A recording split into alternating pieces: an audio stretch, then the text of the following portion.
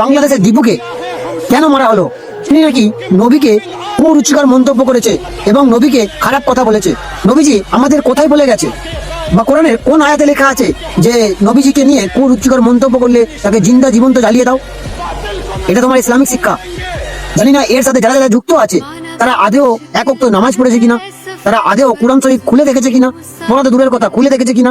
আরে আমাদের সেই নবী যখন জানোয়াররা মহিলাদেরকে জীবন্ত জ্বালিয়ে দিত সতীদাহ প্রথার নামে, আরে যখন জানোয়াররা জীবন্ত জ্বালিয়ে দিত ওই ছ্যাটিক নামে মহিলাদেরকে, তখন এসেছিল আমাদের প্রিয় নবী হযরত মুহাম্মদ সাল্লাল্লাহু আলাইহি সাল্লাম। এরা হলো সেই অন্ধভক্ত যারা আমার দেশের জয় শ্রীরাম বলে মানুষকে মেরে ফেলা দেওয়া হয়েছে হাজারো মানুষ। এরা হলো সেই রকম অন্ধভক্ত, এরা হলো সেই অন্ধভক্ত জাতের লোক।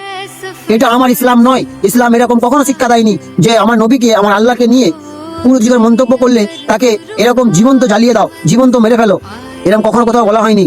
আরে আইন আছে, প্রশাসন আছে, পুলিশ আছে, তোমার দেশ আছে, সেই নবীর নামে জীবন্ত জ্বালিয়ে দিচ্ছ যে নবীকে মানুষ অপমান করলে তিনি তাকে ভালোবাসা দিত, আর তোমরা কি করছো? সেই নবীর নামে তাকে জীবন্ত জ্বালিয়ে দিচ্ছ, আবার নারা লাগাচ্ছ।